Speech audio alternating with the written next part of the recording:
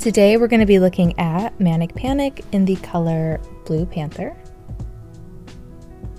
So first thing you may notice is that my swatches are labeled 1 through 12. I do just want to say that is not synonymous with hair levels. I do different video clips and pictures and such throughout the video, so the numbers just help us keep track of each swatch. Also, I just want to say that my swatches are not virgin hair, so that means they've been chemically colored, treated, or bleached at some point in their existences. So to start, I'm going to take the color directly from the container and I will apply it to the top of each swatch. Then some people do like to dilute their dye, so I will do a diluted version at the bottom of each swatch. Please keep in mind everyone's hair is different, which means everyone's hair will take color differently. Plus different screens and monitors can make colors look different, so please just use my video as a reference for how this could possibly turn out for you.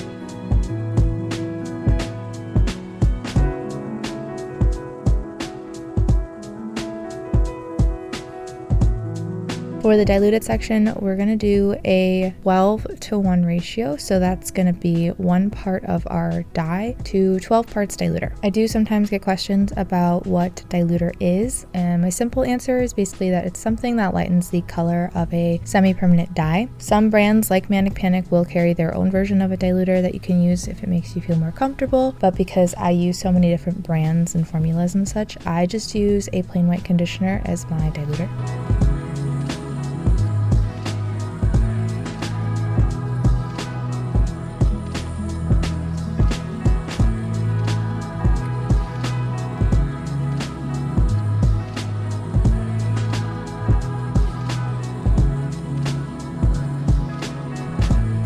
I'm going to let this sit for about 2 hours. I will then rinse it out, and when it's dry, I'll meet you back here and we can do some comparisons.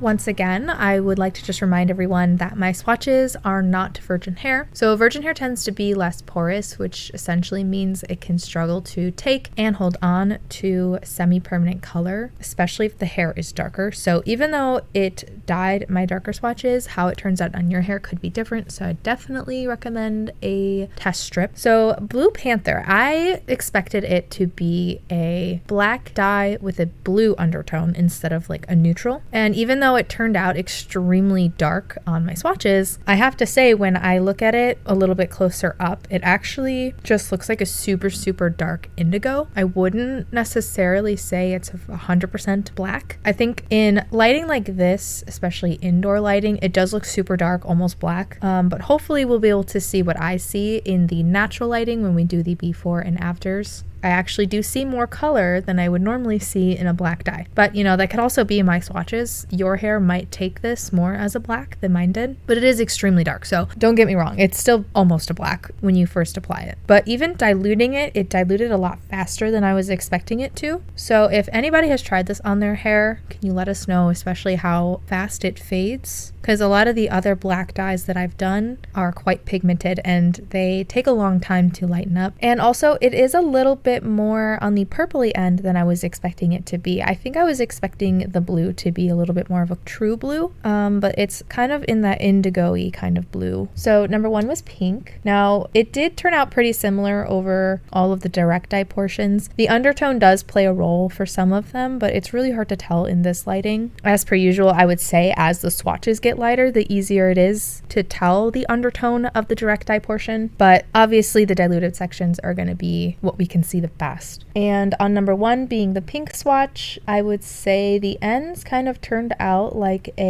almost like a mauvey medium purple, I would say. It's a very interesting purple. I don't think I've seen before, but you lose a lot of the coolness that you see over the light swatches, seemingly because of the pink undertone. 2 was the gray swatch. Over the diluted section, I would say that it looks a little bit less saturated. On 11 and 12, I can see a little bit more of the color coming through, like the indigo tone on the diluted section, but over the 2, it looks a little bit more gray. So I'm gonna lump 3 in with 6 and 7 and 8 actually.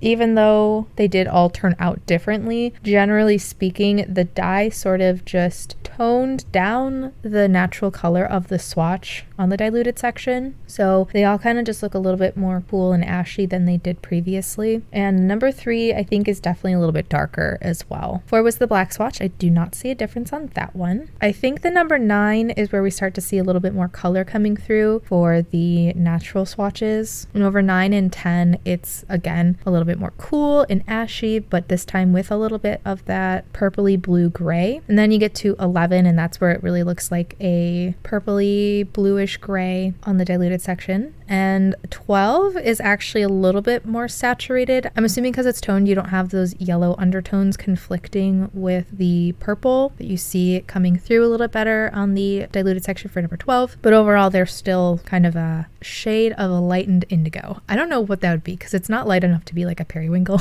It is quite pretty though. So originally with my comparisons, I was going to compare this to regular black dyes, but after seeing that I can actually see some color in the direct portion, I actually decided to compare this to Lunar Tides because they have a line of black dyes or almost black dyes with different undertones. And I would say those fall in the same category where they're so dark that in some lighting they do look black, but then in other lighting they might seem a little bit different, especially compared to a true black. So the first Lunar Tides one I wanted to compare was Magic Salem, which is their purple undertone black. This is comparable to number 12, 11, 10, and number 9. I don't know if my camera will pick up on the very minute differences, but obviously with the undertone difference next to the Magic Salem, the Blue Panther definitely looks way more blue. Even on the direct eye portion, I see a lot more coolness on all of the swatches versus the Magic Salem does look a little bit more warm. But the reason I wanted to compare the Magic Salem is because when you see it next to their blue-based black dye, it'll have a slightly more purple look. So I wanted to show that the Blue Panther is actually kind of like right in between. So this is Lunar Tides in the color Magic Shadow, comparable to number 12, 11, 10, and number 9.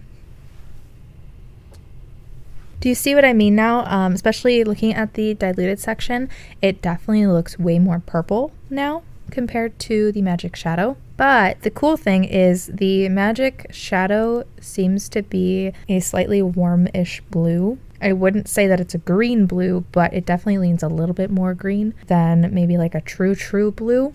And I can kind of see that on the top, almost making the Blue Panther look more cool toned than the Magic Shadow. But hopefully you can see what I mean now when I say that the Blue Panther is sort of more of an blackened indigo. But if you were looking for a blue-based black, the Magic Shadow might be good for you. But I will say, looking at like the number 9 swatch, the black starts to pull slightly more green. And so if that's something you're worried about, like if your hair isn't super light and you're worried about something pulling a little bit green on you, Blue Panther might be a better option. I will link the Lunar Tides videos down below. And I even have a black comparison video that I will link as well for Lunar Tides. So now I would like to look at these before and after clips. They will be done in natural lighting as well as anything else that you see, any pictures past this point in the video.